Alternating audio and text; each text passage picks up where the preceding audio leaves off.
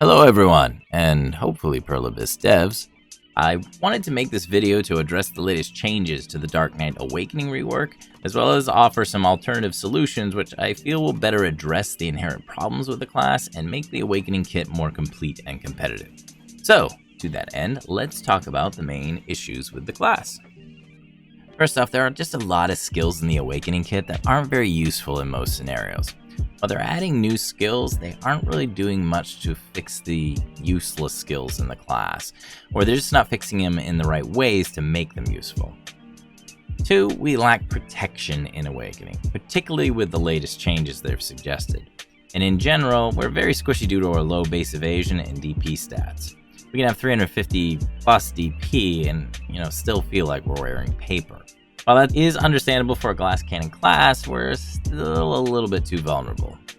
3, there are lack of CC within usable skills for PvP. Now some skills, such as Spirit Blaze, do have CCs on them, but due to how the skill's animations work, they aren't really feasible in PvP. 4, lack of damage in PvE. While our good bread and butter skills down here do decent damage, the rest don't really do a heck of a lot and are too unprotected to really use at the higher end grind spots or in PvP. So we often have to drop into pre-awakened before our effective awakened skills come off cooldown.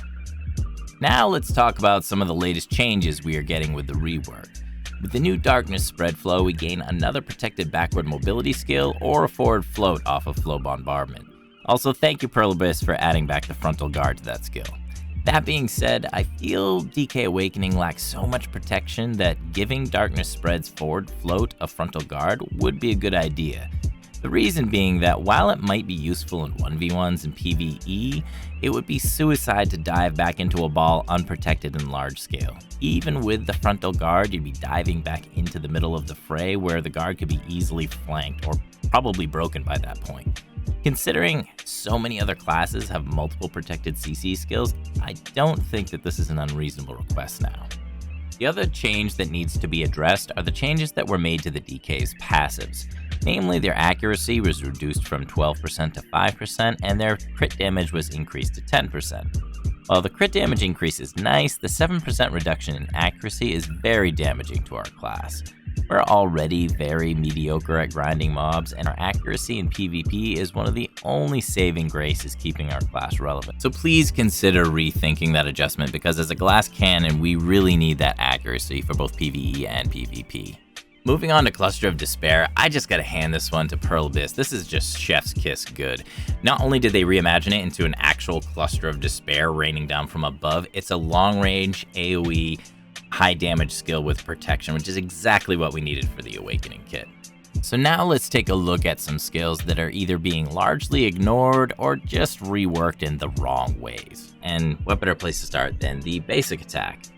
Now, most basic attacks really aren't much to write home about, but they're at least somewhat usable. They're able to be used as filler or maybe occasional chip damage, but as you can see, the DK Awakening basic attack is just ponderously slow. It has, pathetic range for a ranged class, so to speak, or a ranged playstyle, and it doesn't really do much in the way of damage or anything.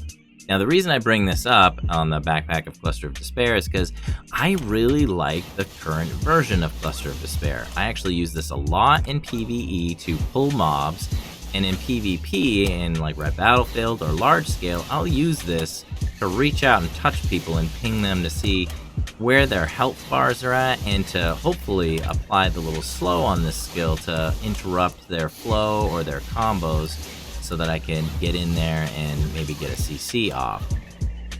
Because just slowing them down that teeny little bit really makes a difference sometimes. And it does an okay amount of damage, so I really would like to see this maintained in the kit.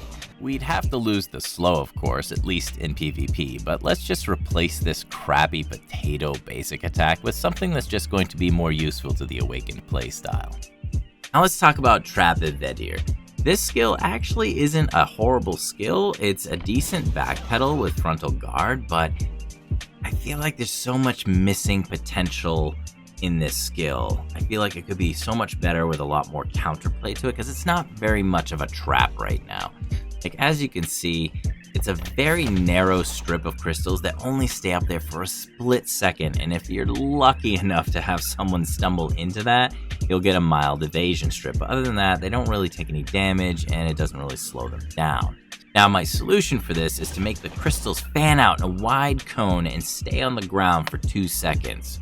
Very similar to, say, a magma pool from the wizard or the witch's acid pool when they drop that down.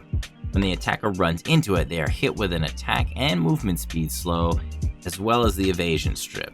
Now, this makes the skill an actual trap, which slows down or punishes aggressive pursuers.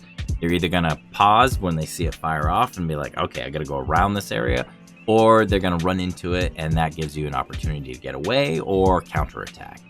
Another skill I briefly want to touch upon is Grip of Grudge. Now, we're actually getting pretty significant buffs in both its AoE and its damage, so I'm pretty happy about that.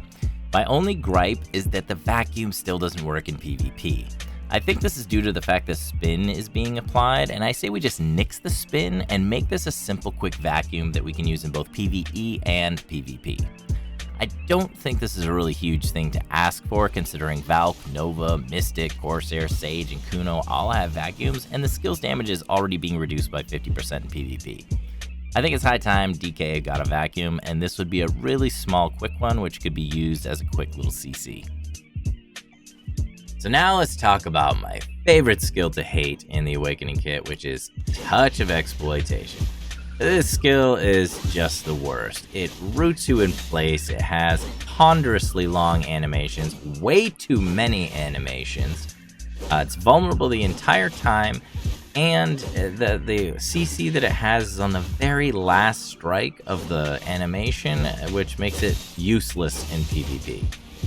This is just bad design for especially a ranged kit to have this ridiculous melee up close and personal skill.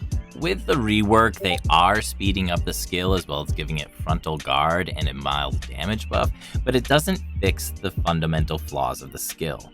This should be a partially ranged skill because Awakening is a ranged playstyle. If we wanted to do melee damage, we would just switch to main hand.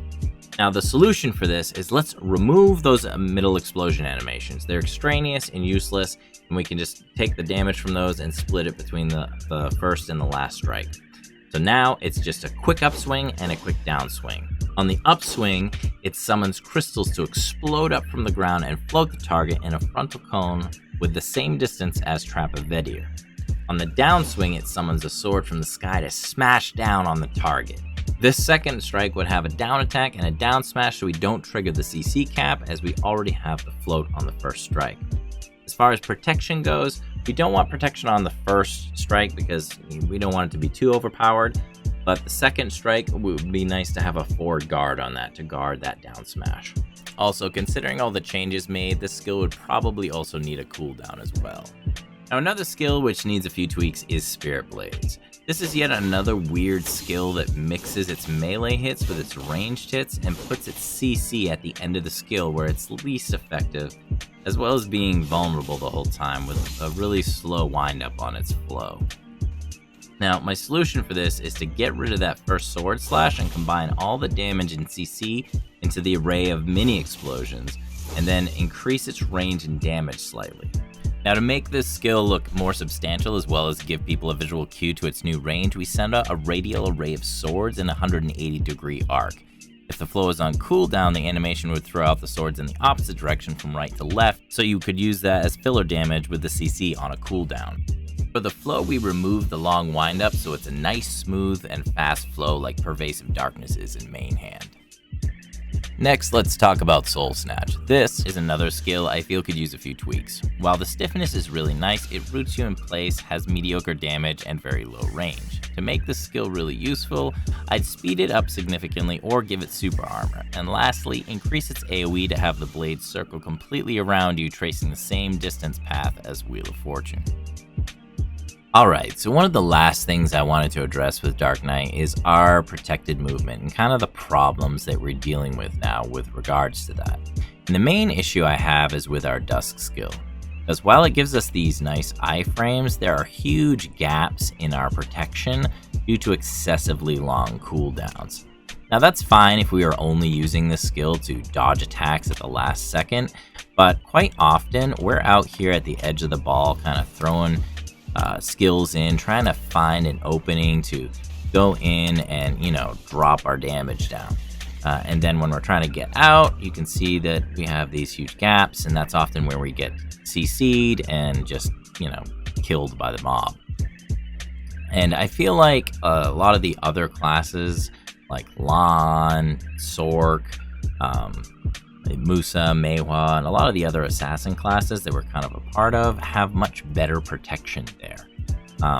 And the other thing too is if the skill had more of a distance to its travel, it might also be a bit better to have these long cooldowns. But again, it just seems like there's just way too much gap in protection, especially if we're using it for repositioning and other type of stuff like that. Now, if we look at Lan's protected movement, you see it has a really nice flow between super armor and invincibility, but once you run out of stamina, she goes back to being vulnerable again. I feel this is a really good balanced solution for protected movement because it's auto-regulating based on your stamina. And this, I feel, is a particularly good solution for DK because it's a similar assassin class and our side dashes are roughly the same distance. And because it's stamina based, it makes it so that we can't just spam this protected movement infinitely. But it does give us enough protected movement where we can do our dive bombing playstyle and get in and get out where we need to. But if we play too aggressively or use too much stamina, then we become vulnerable and can be punished for it. And of course, the stamina cost would have to be increased to match this as well. Alright, so last but not least, let's talk evasion. DK, as we know, is very squishy. Even with lots of armor, it feels like we're wearing paper, and that is in no small part due to the fact that our base evasion stats are the second lowest in the game. The only other class that has lower evasion than us is Zerker. Now, this kind of flies in the face of many other classes that are within our same category, who are also skirmishers and assassins, like Ninja and Kuno, Musa Meiwa, Lan, and Sork all have much higher base evasion than we do, and they are able to do evasion builds to compensate for their squishiness and other DP stats. Unfortunately, DK does not have that available to them, so we're basically relegated to just DR only builds, and I feel this needs to be corrected. I think that, you know, we should measure up to the other classes that are within our same category, and we should have similar base evasion stats. Sork, for instance, has a base evasion of 323, and Ninja and Kuna have a base evasion of 338, which is between 20 and 35 points higher than our base evasion of 303. So, again, I feel like if we could get that stat bumped up a little, that would do a whole lot in increasing DK's survivability and give us much more options when it comes to building out our gear sets. Well, that is it for me, guys. Thanks for taking the time to watch this video. If you like these ideas, please share this video, especially with Korean BDO players, because if they support these ideas, we stand a better chance of them being implemented. Also, if you have alternate suggestions or improvements, feel free to leave them in the comments below. Other than that, take care, everyone, and I'll see you guys in game.